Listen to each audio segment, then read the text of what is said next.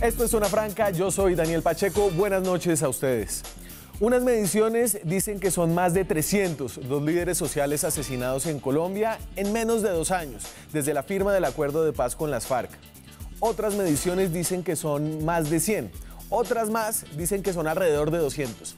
Al final, creo que las cifras lo que dicen es que son demasiados. Al final, aunque la diferencia entre mediciones sea sustancial, el asunto se resume a que si en Colombia se mata a una persona que tiene un liderazgo en una comunidad cada 2 días, o es cada 4 días, o cada semana. En cualquier caso, son demasiados.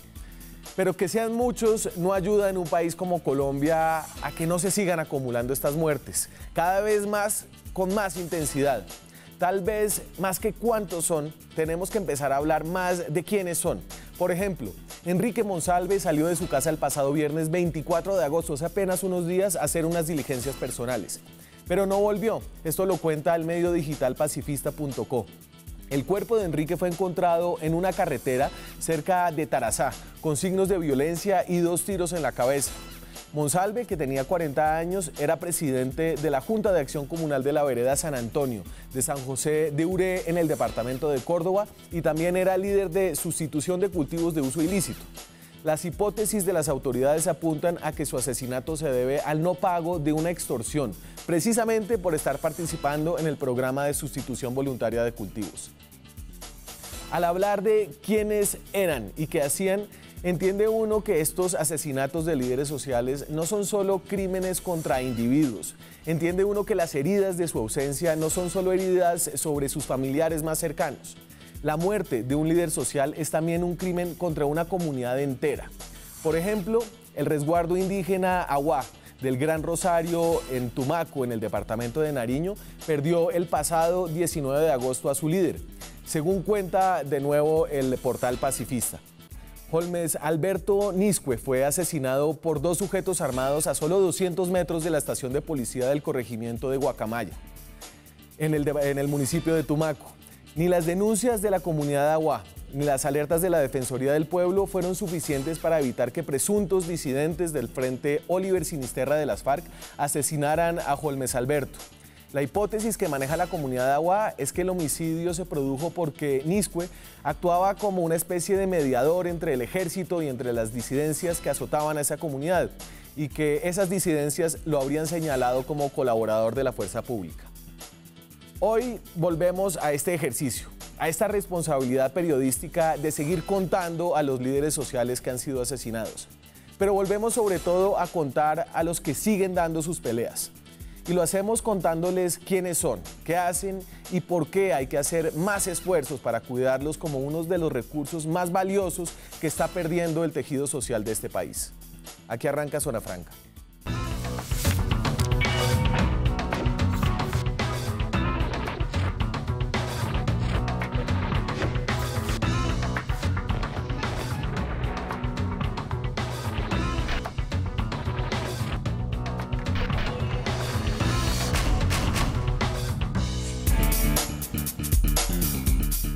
Y entonces la voz hoy es para 2 de los ganadores del Premio Nacional de Derechos Humanos, para una mujer que ha trabajado muchos años en derechos humanos desde otro ángulo, creo que, pero también en el movimiento social. Jimena Ochoa es de la Federación Colombiana de Víctimas de las FARC, se describe a sí misma como campesina, me acuerdo de eso todavía. Jimena, bienvenida al programa de Vuelta, ¿qué más? Gracias. Isabel Cristina Zuleta es una de las personas que fue galardonada ayer, ¿cierto, Isabel Cristina? Sí, ayer. Con el Premio Nacional de Derechos Humanos en la categoría de experiencia colectiva, es del movimiento Ríos Vivos. Bienvenida acá, me encanta conocerla, me encanta que esté aquí un poco para que escuchemos voces distintas. Muchas gracias. Y Germán Graciano es el ganador del Premio Nacional de Defensa de los Derechos Humanos del Defensor del Año.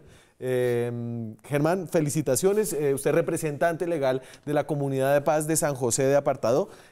¿Cómo le dio en Bogotá? Bien, muchas gracias. Lo vi en la portada del diario del Espectador. Hoy estaba en la portada. ¿Qué tal eso? Pues bien, generalmente pues agradecido por el reconocimiento a la comunidad, especialmente. Claro.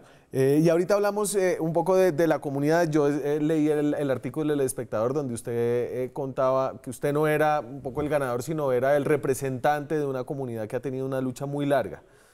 Sí.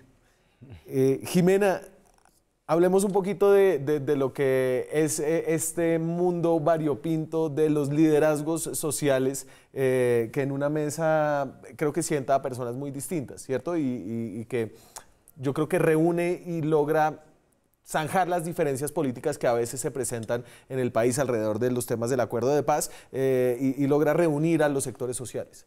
Claro, nosotros siempre tenemos, los defensores de derechos humanos, algo en común, que es, digamos, como el punto al que debemos llegar. La polarización trata de meternos el cuento de que los derechos humanos son más para unos que para otros, pero ahí es donde nosotros no debemos caer. Nuestra defensa es por los derechos humanos de todos, por la vida de todos.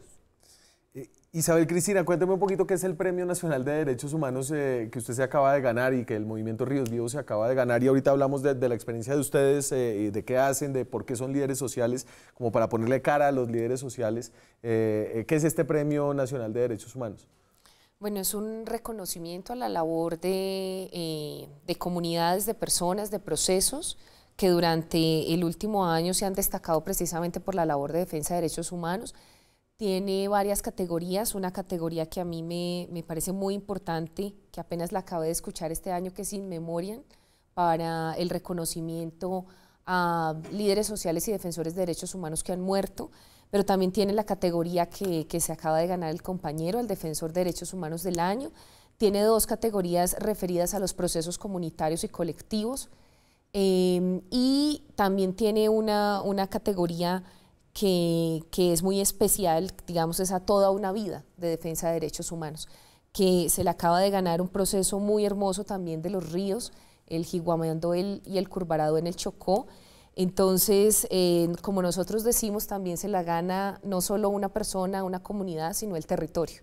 También ganó el río Cauca con este reconocimiento que nos hicieron, ganaron los ríos de Colombia porque definitivamente están en riesgo, y eso fue muestra como de este premio.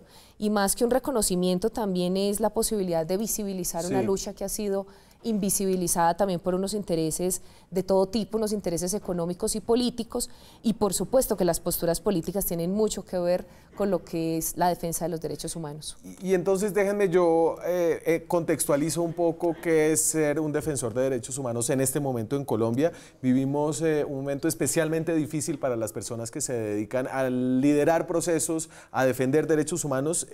Estas son distintas cifras alrededor de asesinatos de líderes sociales, como les decimos ahora, muchos de ellos defensores de derechos humanos. Y aquí entonces no me quiero quedar como en este tema de las cifras, pero hay una cantidad de cifras distintas, ¿cierto?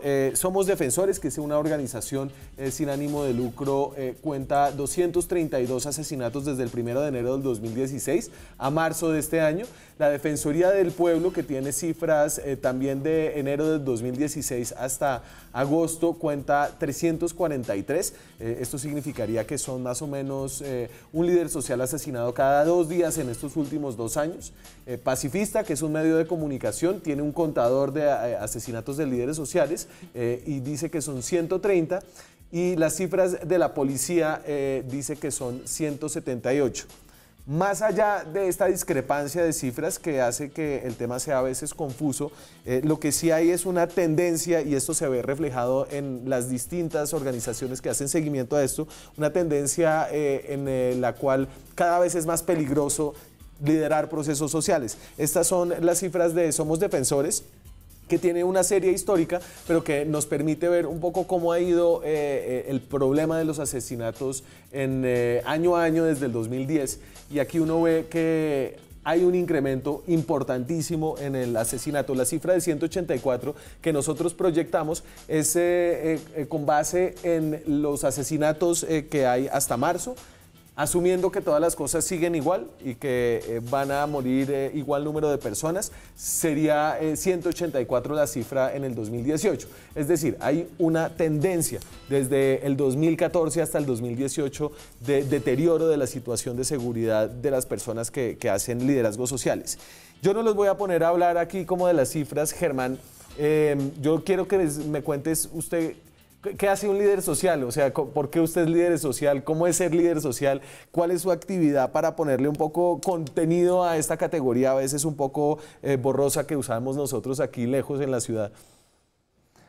Bueno, gracias. Yo creo que un líder social se desempeña en un reconocimiento de líder social es a través del empeño a trabajar en comunidad, a trabajar colectivamente. Yo creo que un líder social se reconoce, se representa a la comunidad a través de un trabajo colectivo, comunitario, sí, un trabajo del respeto a la vida, un trabajo del derecho a vivir en el territorio conjuntamente representada por un grupo de campesinos, que es lo que hace un líder social. Y cuénteme de la Comunidad de Paz de San José de Apartado. Es una experiencia que tiene una historia muy larga en la defensa de los derechos humanos, en la resistencia del conflicto armado en una zona muy difícil del país, en la zona del Urabá antioqueño. Cuénteme qué es su comunidad, qué significa ser una comunidad de paz. ¿Usted qué hace por la mañana cuando se levanta? ¿Cómo es su día? Cuénteme un poco de su vida. Bien, sí, yo creo que la comunidad de paz en esta región de Urabá, donde ha sido muy azotada por la violencia, no solo la comunidad de paz, sino muchos campesinos de esta región, yo creo que ese trabajo diariamente, ese trabajo prácticamente las 24 horas por mantener una vida distinta, un derecho de expresión y libertad, yo creo que es un trabajo que cada vez que uno se levanta siempre piensa en comunidad, siempre piensa en este grupo de campesinos que no queremos vivir en violencia y que es lo que lo hace a uno valiente y así tenga cansancio, uno siempre quiere seguir adelante y luchar por este grupo de gente, campesinos unidos, que decidimos conformarnos en Comunidad de Paz en el año 97, 23 de marzo, declararnos en una comunidad neutral. Jimena, ¿los líderes sociales son de izquierda? A veces hay gente que tiene esa percepción, que ser defensor de derechos humanos es ser de izquierda, y desmitifique eso. No. Los defensores de derechos humanos, pues claro, hay gente que tiene posiciones políticas. A mí misma me clasifican pues como muy en la derecha, pero a mí eso no me preocupa. Es que... Usted hizo política. Claro, yo hice política, yo soy militante del Centro Democrático y hay muchas cosas, digamos, que me parecen aportes del Centro Democrático a la defensa de los derechos humanos. No es necesario ser de izquierda, es necesario entender qué son los derechos humanos y por qué son para todo el mundo. Claro, tendremos en ocasiones visiones distintas, pero me parece que la politización en el sentido de polarización que se ha dado en Colombia es muy dañino porque no nos deja ver las verdaderas causas. A mí no me importa si un bandido violento, asesino, es heredero del paramilitarismo que está haciendo minería ilegal, sí, salvaje en los ríos, o es un heredero de las FARC, llámele disidencia, o de cualquier grupo que dice ser de izquierda. Es que el crimen no se puede matricular en la derecha o en la izquierda. El crimen es el crimen. Así de simple. Y cualquier bandido que dañe los ríos, cualquier bandido que mate a un defensor de derechos humanos, es un bandido. Eso no necesita color. ¿Qué piensa? Pues yo creo que hay unos derechos que definitivamente son más difíciles y unas posturas políticas que tienen menos espacio en el país. Nosotros hemos sido discriminados por nuestra postura política, es decir, el hecho de que queramos el río libre, hay unos intereses sobre nuestro río, son unos intereses económicos, pero también son unos intereses políticos.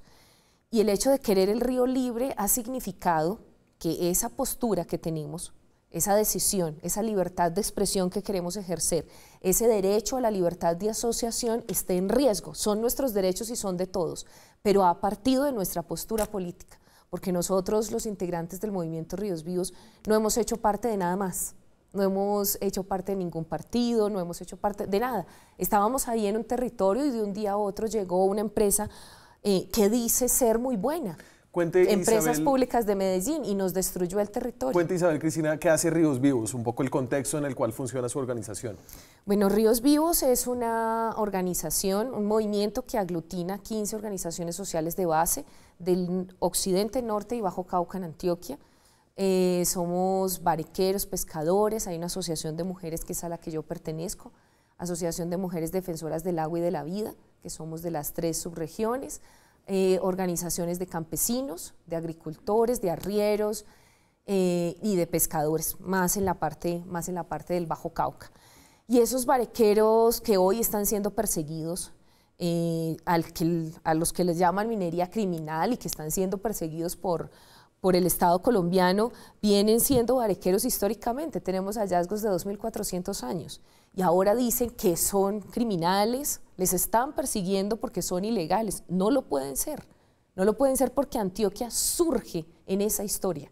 Y no lo pueden ser los porque barequeros son los que extraen oro del río, son minería de aluvión, con una batea, y además con un saber sobre las plantas, porque hacen separación del oro con las plantas, no utilizan nada más.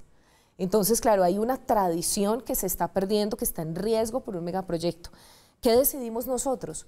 Que teníamos derecho a disentir, a decir que no, a decir que queríamos el río libre, que queríamos esa biodiversidad, ese bosque seco tropical, pero además que si nos hacían daño, teníamos derecho a una reparación integral. Y además que como somos víctimas del conflicto armado, tenemos derecho a la reparación integral como víctimas, pero a que se nos respete también el territorio, porque hoy se nos está revictimizando. Y sabemos que ese megaproyecto llega y es posible por el conflicto armado. Si no, sería muy difícil, porque es más barato cuando nos han victimizado. Tenemos menos fuerzas para organizarnos.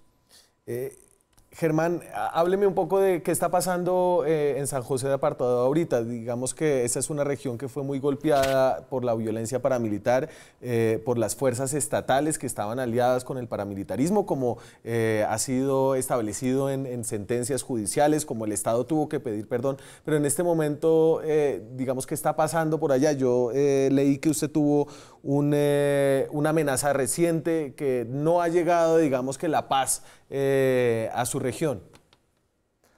Sí, yo creo que generalmente la región de Urabá ha sido una región muy estratégica para los actores armados y por eso nosotros como campesinos y como comunidad de paz nos sentíamos contentos con este proceso de paz que se dio en La Habana con la guerrilla de las FARC y el gobierno colombiano, a través de que se acabara el señalamiento a la población civil, de camuflar todos estos crímenes que le ha sucedido a las comunidades, todo lo que hemos tenido que soportar las víctimas a través de un involucramiento de asesinar, de justificar estas muertes con que estos campesinos hacían parte de los grupos armados. Por eso para nosotros en estos momentos que realmente el país tiene que darse cuenta de que realmente las regiones campesinas, las regiones de Colombia, necesitan realmente una atención del gobierno colombiano, no una atención con militares y policías, necesitan una institucionalidad que cumpla la Constitución y que haga un desmonte del paramilitarismo real. El paramilitarismo crece en el país, no solo en Urabá. En Urabá especialmente hay unos intereses muy grandes, megaproyectos para esta región de Urabá. Sí. Y los que impulsan, y los que controlan, y los que llevan a cabo estos megaproyectos son los grupos paramilitares, y por eso siguen creciendo en la región, y por eso siguen reclutando, y por eso siguen diciendo que la comunidad de paz tiene que desaparecer, que la comunidad de paz no puede seguir denunciando porque ellos son el poder. Porque, Germán, y explique que la comunidad de paz se declaró neutral en medio del conflicto y que eso fue, digamos, una cosa muy polémica durante unos años aquí en Colombia, donde el gobierno estaba exigiendo que se tomara partido. ¿O está usted con el Estado o está usted contra el Estado, más o menos? ¿Qué significa uno declararse neutral y hasta cuándo se puede mantener un poco esa neutralidad? ¿Cuáles son las condiciones que exigen esa neutralidad? Yo creo que en sí este grupo de campesinos que decide declararse en una comunidad de paz neutral es en sí buscando la estrategia de poder vivir en la zona, de poder mantenerse en nuestros territorios. Es porque en el momento de que todo actor armado quiera utilizar el campesino, quiera poner en carne de cañón al campesinado, no podíamos hacer parte de ninguno de los sectores armados. Claro, digamos. Venga, yo le pregunto una cosa muy ingenua desde acá, pero ¿no se supone que el ejército colombiano es el que protege las leyes y los bienes y la vida de los campesinos colombianos? ¿Por qué declararse neutral ante el ejército? Pues porque finalmente es una zona de conflicto, es un país más de 50 años de guerra, donde si cualquier población civil, cualquier campesino que hiciera parte del ejército, de los paramilitares, de la guerrilla, si hacía parte de la guerrilla era objetivo militar para los militares, si hacía parte de los militares en estas regiones era objetivo para la guerrilla, si hacía parte de los paramilitares era objetivo para la guerrilla. Entonces, prácticamente en esa experiencia de querer vivir, en esa experiencia de no ser involucrado por ninguno de los actores armados, la comunidad de paz decide declararse neutral para poder mantenerse en nuestra región. Me voy a la pausa. Este es un país y son voces de un país que no es blanco, no es negro, donde hay muchos grises, donde la vida no es fácil de llevar. Ya regresamos con los ganadores del Premio Nacional de Derechos Humanos. Seguimos en Zona Franca, estamos escuchando hoy de voces colombianas, voces de líderes sociales, voces de defensores de derechos humanos. Estamos en la Semana por la Paz, una semana que tiene una cantidad de actividades relacionadas con el apoyo al proceso de paz. Estamos en la semana en que se otorgaron los premios nacionales de derechos humanos. Tenemos a dos de los ganadores, tenemos a otra defensora de derechos humanos. El tema de los asesinatos de líderes sociales ha tenido una respuesta desde el gobierno nacional, que obviamente tiene una responsabilidad de proteger la vida, frente a un aumento de este fenómeno. Esto es lo que ha dicho el nuevo presidente Iván Duque al respecto. Esto creo que puede resumir bien su visión del problema. Que si queremos garantizar la vida y la integridad de nuestros líderes sociales, tenemos que desmantelar las estructuras del crimen organizado que atentan contra ellos. Yo estoy convencido que en estos 4 años tenemos que trabajar decididamente para desarticular todas las estructuras criminales que hay en nuestro país. Por eso me complace mucho cuando veo el trabajo de todas las entidades de seguridad que este fin de semana permitieron la captura de alias Pichi, la cabeza de la mal llamada oficina. También logramos la captura de Brian y vamos a enfrentar el clan del Golfo y vamos a enfrentar esa estructura de Guacho. Y entonces aquí hay una visión muy parecida obviamente a la que usted esbozó acá y tiene que ver con las amenazas que el crimen y los bandidos digamos ponen a los defensores de derechos humanos. ¿A usted le gusta esta visión digamos, la criminalización de quienes atentan contra la vida de los defensores? Pues es que no es criminalización, es que son criminales. Es que el que atenta contra la vida de cualquiera, pero más de un defensor de derechos humanos, pues es un criminal. Y esa es la raíz, digamos, ahí está la raíz. Claro, es que son intereses muy complejos y digamos, de mucho dinero, ¿sí?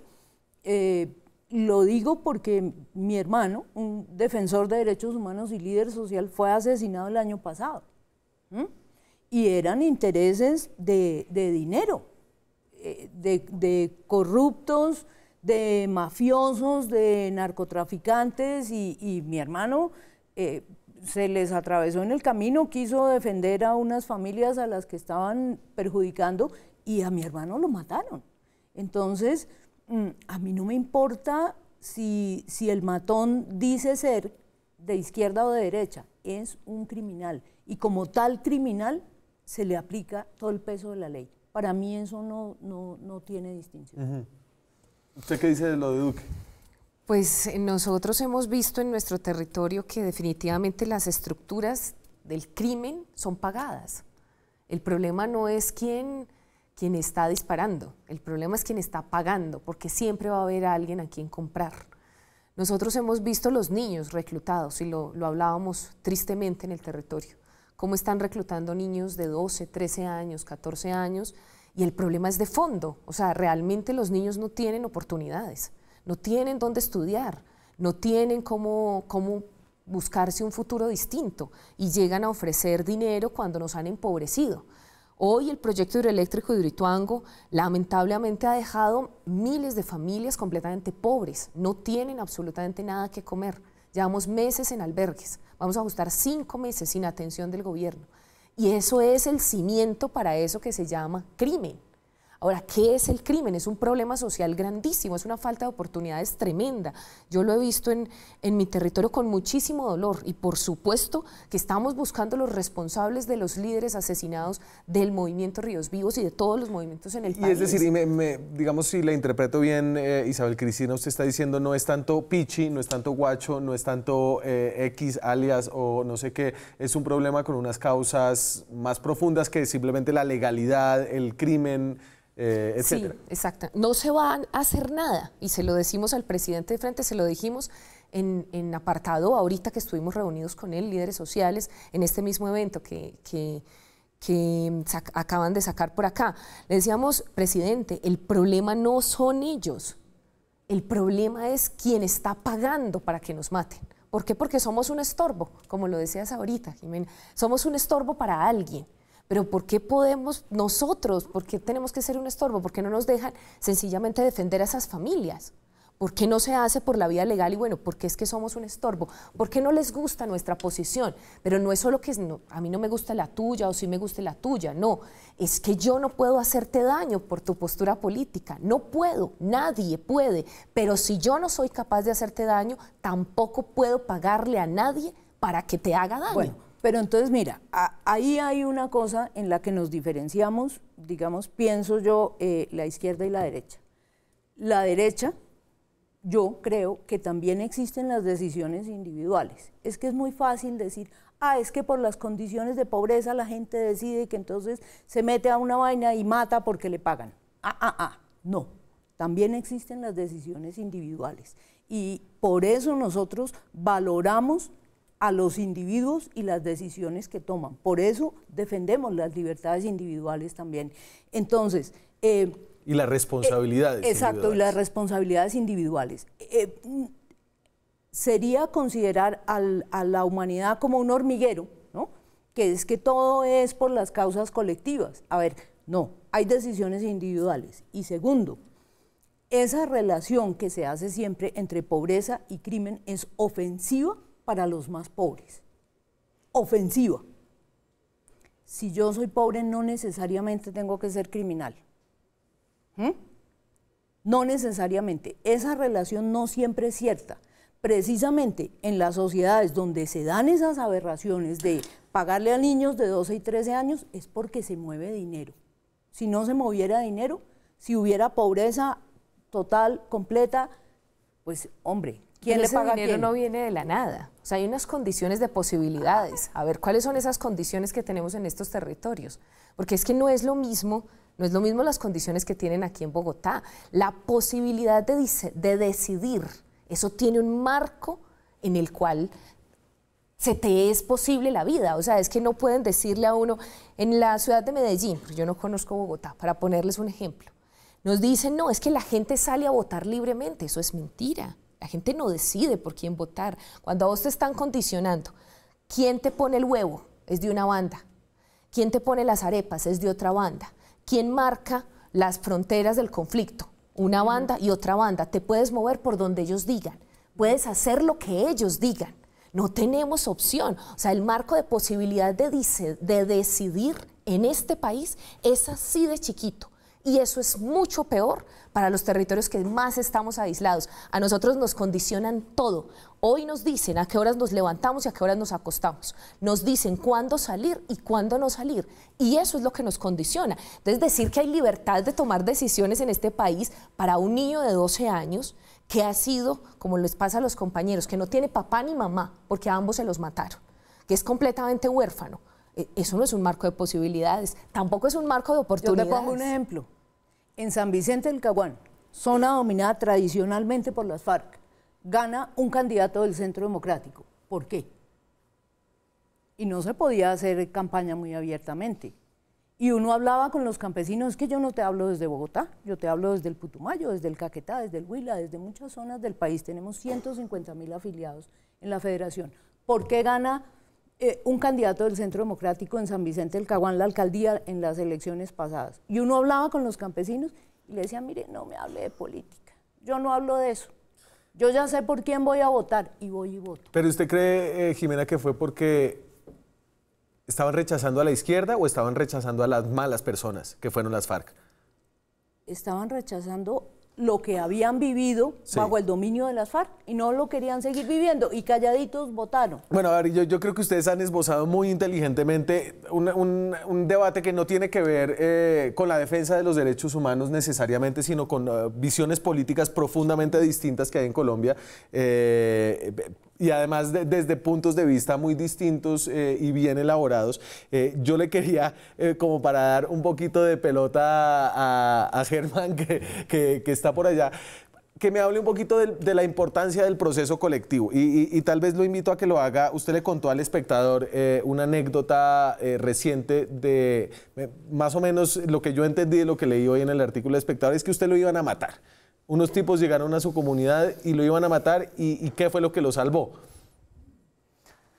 Sí, yo creo que esa protección que ha brindado la comunidad son estos reconocimientos a nivel internacional, pero también ha llegado hasta los corazones de cada campesino, de todo miembro de la comunidad, donde nos enseñamos a vivir esa vida colectiva, donde nos enseñamos a pensar y a tener la conciencia de dar la vida el uno por el otro. Y por eso, en estos momentos, yo pudiera estar muerto, porque... Y cuénteme cómo fue eso, como para que la gente entienda un poco el poder de la acción colectiva. Eso, pues, básicamente con la presencia paramilitar y el reclutamiento que hay ahorita en esta región de Urabá, específicamente en las 32 veredas que corresponde el casco urbano de San José de Apartadó, se venía dando en una amenaza y en una continua agresión contra la comunidad de paz. El 21 y 22 de diciembre se conocen unas amenazas directamente contra mí y contra otros miembros del Consejo, Roviro, Gildardo, y básicamente se hace una constancia que hacemos a diario. Cualquier hecho violento, llámese por el nombre que se le quiera dar, nosotros lo denunciamos, hacemos las constancias, nosotros no callamos ante eso. Esto se hace en constancia, 21 y 22 de diciembre a nivel nacional e internacional, pero el 29 de diciembre atentan contra la vida de nosotros. Y ya era un acto que se había hecho público de la estrategia, del sometimiento a muchos campesinos de la zona, jóvenes de la zona, pagados por los paramilitares, reclutándolos para que asesinen al mismo campesino y al mismo pueblo. Y básicamente este atentado de muerte, gracias a la comunidad, a los niños, mujeres y hombres, logramos retener estos 2 paramilitares de los 5 que entraron a la comunidad sin violencia, respetándoles la vida y específicamente ellos armados, ustedes sin armas y lograron imponerse gracias a que estaban todos dispuestos a dar la vida por el líder. Así como nosotros estamos dispuestos a dar la vida por la comunidad, la gente también está dispuesta a dar la vida por los que defendemos y representamos la comunidad.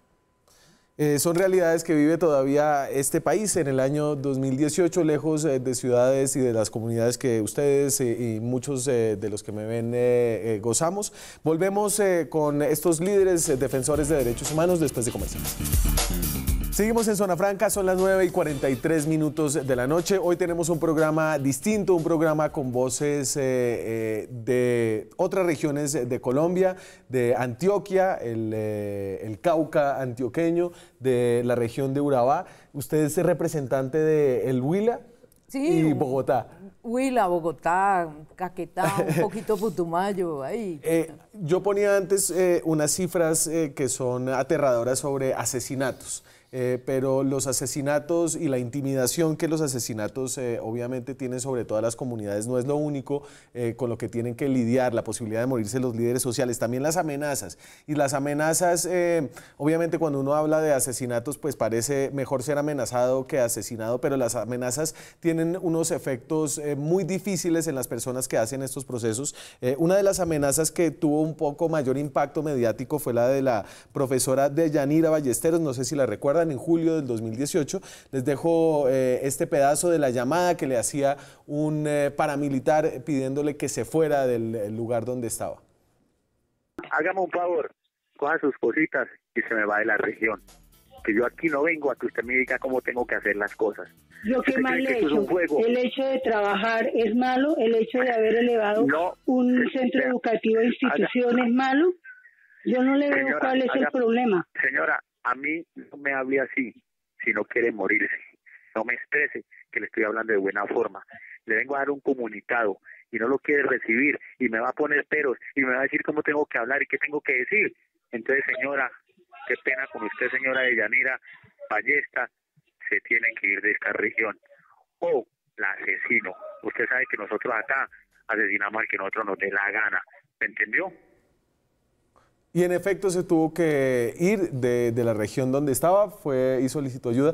Hábleme un poquito, Isabel Cristina, del efecto de la amenaza sobre el trabajo de los líderes sociales, que pues es absolutamente destructivo. Yo me imagino que mina la confianza que uno tiene en sí mismo, que las personas que están alrededor de uno tienen en uno. O sea, no sé si es que uno se vuelve como nadie quiere estar cerca de usted porque siente que de pronto está en peligro. ¿Qué es lo que pasa ahí? Bueno, para mí es una tortura psicológica. O sea, realmente es muy duro que a uno le estén diciendo este tipo de cosas en un país que se supone un Estado de Derecho. O sea, que se sienta con el poder de decirle a alguien que la va a matar, que es dueño de su vida, un Dios es dueño de la vida. Y realmente no solo es la confianza en uno mismo, sino la de todos los que lo rodean. Por eso es una tortura psicológica. En mi caso personal, después de las amenazas y del liderazgo que tengo en la zona, mi familia me aisló, porque entonces ya soy un riesgo para la familia, claro. Ya no puedo estar cerca de mi familia y felizmente tengo la familia elegida, que son mis compañeros, mis compañeras, mi esposo, me imagino mi y que debe haber familiares que le dicen a uno entendiblemente, ¿por qué no se sale de esa vaina? Todo el tiempo. ¿Para qué? Todo el tiempo nos dicen, todo el tiempo, ¿usted por qué se metió en eso? Usted no necesita eso, mire que usted estudió, mire que usted no necesita eso, ¿para qué se va a meter en problemas? Pero ¿cómo hace uno con esta indignación, con esta necesidad de justicia, con esta historia tan aterradora que nos ha tocado vivir donde no se puede disentir? Por eso creo que nos han amenazado, porque hemos disentido, porque no nos gustan las ideas de otro y lo decimos, pero no tenemos ningún arma. Nuestra única arma es la palabra, es la razón, son los argumentos, es la experiencia, el conocimiento del territorio. Pero hay otra cosa terrible que pasa con las amenazas. Hoy nos está pasando cuando va un integrante del movimiento Ríos Vivos, por la calle le dicen, lo van a matar. O sea, la amenaza no es solo esa que escuchamos. La amenaza también fue de los altos mandos militares, de los políticos de este país que decían que somos guerrilleros. ¿Por qué? Porque no estamos de acuerdo con su proyecto. Eso también es una amenaza porque es una estigmatización que vas caminando por ahí, por cualquier calle y te están diciendo cosas. Por Dios, jamás. Nosotros somos un movimiento pacifista. Sí. No nos gusta la violencia. Hemos desde el principio dicho los principios pacifistas. Hacemos movilizaciones y nunca en todas las movilizaciones de Ríos Vivos se ha quemado siquiera una llanta, siquiera, no lo permitimos. Y eso no les gusta a otros, porque tendríamos que ser violentos para que nos traten peor. Germán, yo no sé si es por el tema de las amenazas, pero leía yo que Ustedes en la comunidad de paz de San José de Apartadó viven en el presente y tratan de no pensar mucho en el futuro. Y esa es como una estrategia para lidiar con las amenazas. Sí, yo creo que generalmente nosotros como comunidad siempre lo decimos, nosotros no tenemos futuro, nosotros tenemos presente.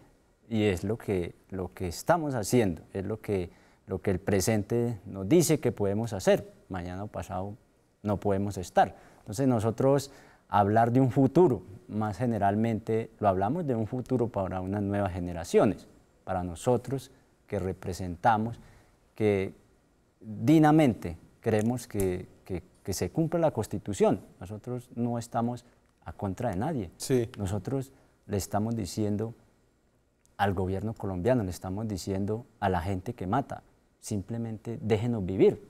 Nosotros no estamos empeñados en hacer política. Nosotros no creemos en la política. Nosotros simplemente decimos, tenemos un derecho a vivir, y es lo que hacemos a diario. Y por eso creemos que cuando sucede este atentado de muerte contra nosotros, es muy triste, porque estos paramilitares son sueltos al otro día.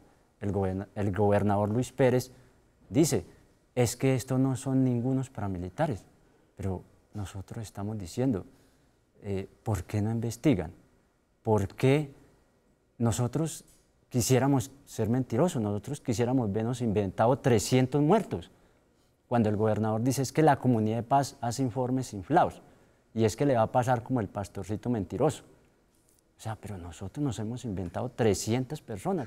¿Por qué nos señalan? ¿Por qué, a pesar de todo esto que hemos vivido, el reconocimiento internacional, por qué se sigue estigmatizando las comunidades? No estamos diciendo... Sí, no, termine. No estamos diciendo que nos vengan a dar plata. Simplemente le estamos diciendo, respétenos la vida. Me voy a la pausa. Cuando regresemos les pregunto, ustedes qué quieren de nosotros aquí del otro lado, en las ciudades, en nuestra comunidad, qué necesitan de nosotros. Ya regresamos. Seguimos en Zona Franca, me quedan 5 minutos. Esto sucedió esta semana en la Plaza de Bolívar para protestar por el asesinato de líderes sociales.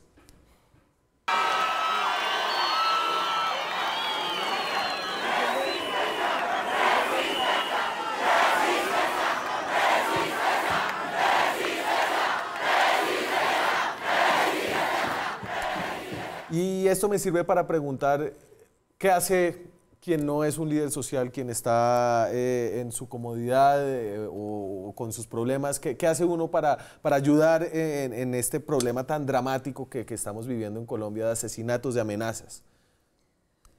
Bueno, hay muchas cosas que se pueden hacer.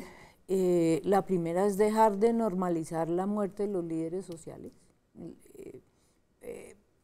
Cuando mataron a mi hermano me preguntaban, ¿y en qué estaba metido? No, es que mi hermano no hacía nada ilegal, nada, no hacía una contravía a pie.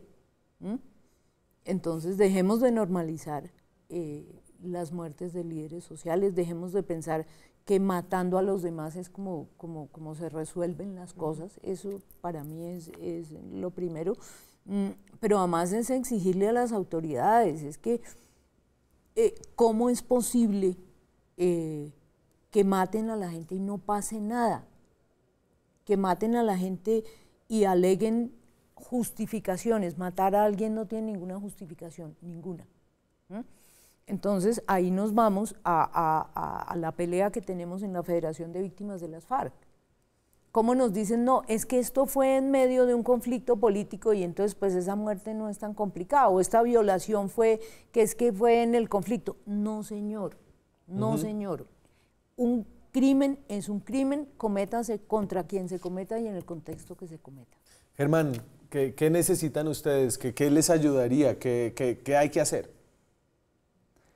Bueno, yo creo que nosotros siempre hemos dicho que este reconocimiento y muchos reconocimientos que hemos tenido, yo creo que es lo que nos ha ayudado. Yo creo que este acompañamiento internacional, nacional, yo creo que esto es la protección, este reconocimiento, este premio de defensores y defensoras de derechos humanos del 2018, a través de la gestión de diaconías y la iglesia sueca, yo creo que es lo que brinda la comunidad, es lo que da una protección, es lo que le dice al gobierno colombiano, que es el responsable de velar por los derechos humanos en Colombia, de brindar las garantías a los defensores y defensoras de derechos humanos, que no sigan pensando que esta guerra es un negocio, que se pongan la mano en el corazón y piensen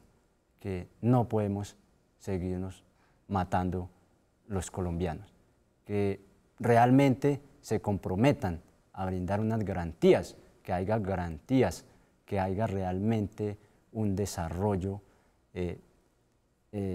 social, que haya realmente garantías para permanecer en los territorios. Yo creo que esas son las garantías que el gobierno colombiano y que el acompañamiento internacional hace que cada vez se reconozca el trabajo de nosotros, las comunidades. Isabel Cristina. Pues necesitamos solidaridad, necesitamos no sentirnos solos, porque nos hemos sentido muy solos en los territorios, nos hemos sentido como si no fuéramos importantes y si no fuéramos parte de esta sociedad. Cuando sacaban esa campaña Hidroituango es Colombia, nosotros sentíamos como, ¿y de dónde somos nosotros entonces? Si Hidroituango es Colombia, los afectados por Hidroituango, ¿de dónde venimos siendo? ¿Del planeta, del extraterrestre o de dónde somos? Porque no tiene sentido. Entonces necesitamos solidaridad, necesitamos sentirnos parte de este país porque nos sentimos como excluidos, o sea, por nuestras opiniones. Necesitamos que nos hagan partícipes de las decisiones, que ustedes aquí nos ayuden a que el gobierno, a que el Estado entienda que la decisión que se está tomando hoy debe ser con nosotros. Es decir, se está haciendo un peritaje sobre nuestra vida, no es sobre un proyecto hidroeléctrico. Está ordenado un peritaje para decidir si va o no Hidroituango. Sí. Eso tiene que ver con nuestra vida y no nos dejan participar. Ayúdennos a que nos dejen ahí participar. ¿Por qué no podemos participar si es sobre nuestro territorio? Y finalmente ayúdenos a exigir.